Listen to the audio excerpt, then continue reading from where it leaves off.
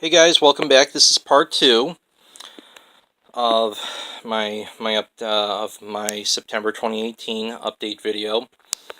Considering that I first that I ended the first part uh, with something related to Wheel of Fortune, I'm going to start the second part off related with something related to Wheel of Fortune. And that something is my wheel model. I've been making some updates to it. Little toothy grin there, huh? But what I really did was I had this black line trying to guide the wheel and to have my so I could have my podiums positioned. But I felt that adding some Play-Doh would really help with positioning. And but that's not all. Underneath is a big piece of cardboard. It really helps keep the nails. Really helps keep the nails in place. And here's how I got that. For months I had been trying. I was thinking maybe I should use something like that, but I just didn't know a good place to get it. Well, I was at work one day, sometime earlier this year, if not sometime last year, and I was just about ready to close up shop, and I noticed there's this big piece of cardboard that we were using. It was just kind of laying about on the ground, and it was pretty much trash at this point. But after looking at it, I said, this could be the piece of cardboard that I need for my wheel model. So after measuring each side of this square cardboard piece with my feet, I was able to determine that each side was at least 3 inches, which was 3 feet, which was what I wanted. But it looked like a winner, but I just wanted to check with my boss and say, do you want me to, and, if it was okay for me to take it home. So I asked him if the store was going to use it, and he said no. He said, do you mind if I take it home with me? And he said, sure, you may. So, Emilio, I'm sure I'm going to be showing this video to you. So, thank you once again for letting me use it. This was very nice of you. But there's some other things that I've been getting. For example, a nice little Sonic figurine. It's actually a controller holder. Hold while you charge. It's pretty cool accessory. I'm not really going to use it much. It's pretty much going to be in there, but just wanted to show you guys that. Right next to it is my Sega Saturn. Only it's not hooked up, and it looks colored a little differently. Well, because I have another. Well, this is actually my Sega Saturn. Well, what's with the second one? Well, as some of you can tell, it's the Japanese version, and the reason why I got the Japanese version of the Sega Saturn was to play Gale Racer. Gale Racer was a Japanese-only title for the Saturn. It was a port of the arcade game Radmobile, and there's a difference between the first game in the Sonic the Hedgehog series and Sonic's first game. Sonic's first game was not the first game of the Sonic series. It was actually, his first game ever was Radmobile. So I got that, a nice little piece of enjoyable Sonic history in a sense. He appeared as an air freshener character, and if you play the game long enough, you can unlock other Sonic characters as air freshener characters, which is pretty cool. So I'm glad I have that. It's not hooked up, but it works. It works very well. And I do have a memory card, a white one. It goes right in there. It's boxed up somewhere.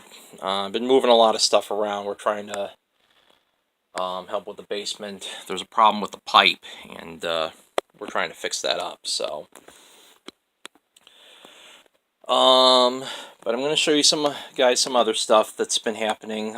Some major updates to my gaming table.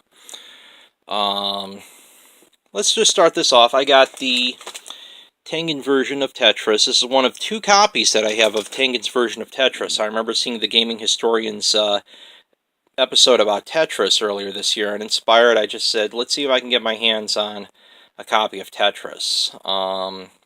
So I spent $80 on this copy, but I got the other one complete. The complete version is tucked away some down here, but I will show you a picture on my Instagram page. I will provide you a link to that and show you that I do have another copy. This one went for $80. The complete version went for $150, and I was kind of lucky to get that for that much. But there's something underneath this and this newspaper, and I'll explain that in a second. But first off, my TV, I got a new one. This was my old one. It broke last month, so I had to get a new one, and I wanted one where I could hook up all my systems. Well, that's where this clever little device comes in. It's called an AV receiver. It has a whole bunch of outputs on the back, and for an average person who has maybe a couple systems, this may not be necessary. But if you're someone like me who has a ton of systems, this is something you should get. Now, I will tell you, it doesn't have any internal speakers. You need external ones. So that's what I've been doing. I got a second one. It's in my room, but I'll bring that down there. All I need is some speaker wires. I also got another power strip. This one has 20. I can hook everything up here, all my systems, on one single strip without much problems. There's my Retron 5, and I remember telling you guys in my last, in one of my videos back in May, that I was wanted to keep you guys in the dark about something because I didn't want to, because I wanted to surprise you.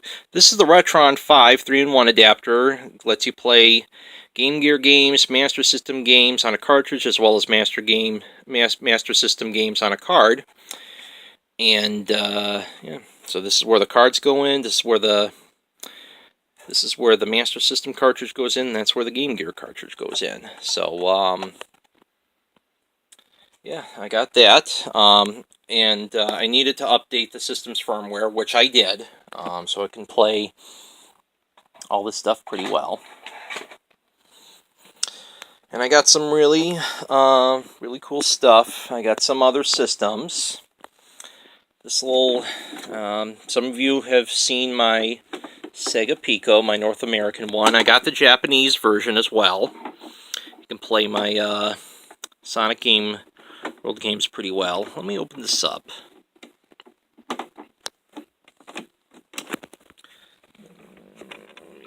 There we go.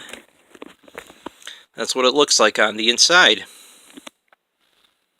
I spent a bit on this. It arrived back in February. I showed this in another video that I forgot, and I just forgot to upload it. Same story with my complete version of Tengen's version of Tetris. But finally, I get to show it to you guys here at YouTube. Some of you guys already know that over at Instagram, that I have this, but it wasn't until now. Wasn't the only other system that I got. So let me show you what's underneath this newspaper once I, oops, let's put that right there for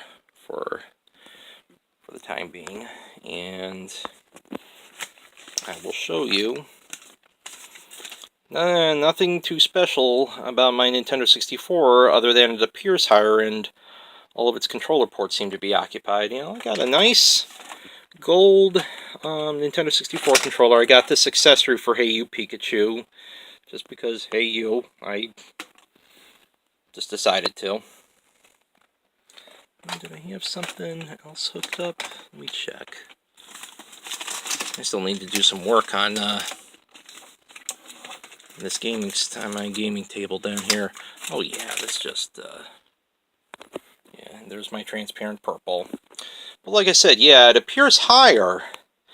But some of you guys are probably saying, yeah, it does appear higher, and then some of you are probably going, Bill, do not tell me you got that thing that goes underneath. Do not tell me you got that thing that goes underneath. Well, I actually told someone that I got something that goes underneath, and here it is. I actually told someone in person, and I got the Nintendo 64 disk drive. Really, really rare Nintendo and sought after Nintendo 64 accessory. It works well on an American system, but some games, such as the American version of F-Zero X, will not work on the Nintendo 64 American system while the disk drive is attached. I don't know why. There's a little, may have something to do with that, with the expansion pack for F-Zero X, with, pardon me, the the Japanese version of F-Zero X, which I do have, and the fact that it requires the expansion pack, which I have. Spend quite a bit of money on that too. I spend $200 on that. I spent $675 on the disk drive. It's one of the most expensive things I've ever bought, but the cheapest that I could get it for was $625. But the reason why I decided to pay the $50 difference was because it came with a couple games. It came with SimCity 64. And it also came with Mario Odyssey Polygon Studio. I also got some Mario Odyssey games as well.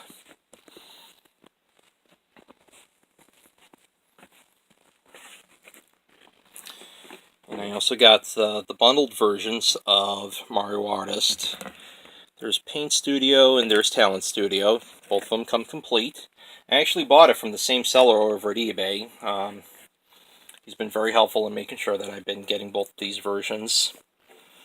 I also got the Sega CD32X version of Night Trap. That's also a pretty rare game. I bought a version of Night Trap, which I thought was for the CD32X. It turns out it was just a repackaged version of the Sega CD version. So I have two copies of the Sega CD version of Night Trap. But I also got the Sega CD32X version. I also know... I also have the version that was just recently released on the Nintendo Switch, which is nice, so I'm glad to have that. And a couple more Sega things. I got the Sega Control Pad, Control Stick, pardon me, for $10. One of my regular customers at work told me about a place on the north side of Chicago called The Exchange. It's near the Brown Line Belmont stop, and so I went over there a few weeks ago, and I bought this, and it was really something. I said, yeah, this I could use this for my Master System when I play Outrun on it, and it works beautifully. So I want to thank this customer at work. His name is John. John, thank you. Shout out to you. And one more thing that's Sega related, you guys are going to be blown away when I tell you. I already had this. I already had the Japanese version of Sonic CD. I also have the American version. And yes, look at that. Here we go. This is the Victor, ladies and gentlemen, this is the Victor Wonder Mega M1. A very sought-after piece of Sega history. It can play Japanese Mega Drive games and Sega Mega CD games.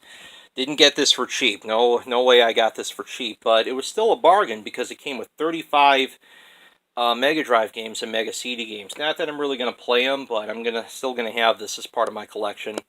It works pretty well. The only thing that's wrong is the CD tray. With the Wonder Mega M1, you have to open it via... There's no button that'll open it up. You have to open it via the menu. There's a little problem. You have to... It gets stuck when I try to open, so I kind of have to do this. I don't want to go too hard on this, though. But other than that, the system works pretty well. But I am thinking about getting another version of this sometime later on. But that's going to be a while from now. I spent quite a bit on a lot of these systems. But they're fun. I love playing on a lot of this stuff. It's really something. So, yeah. So, with all that said, I hope you guys enjoyed my little update. I know it's been a while, but I think it was worth it. So I'm sure some of you guys must have been wowed with some of the stuff that I've been getting. It's like, wow, you got the Nintendo 64 disc drive, and you also got the Wonder Mega M1. Lucky you. Well, I figured I could afford them, and I got them. So I'm sure you guys got wowed pretty much, and so yeah. So here's another look at the progress on my gaming table. I should get the wires hopefully sometime tomorrow, and I'll have them installed, and I'll have everything hooked up, and I can start playing the systems again. So with all that said, this is German 1990 speaking. Thank you very much for watching. I'm sure I wowed some of you guys today. And I will hopefully wow you guys in the next video. But until then, I will see you guys again soon. Bye.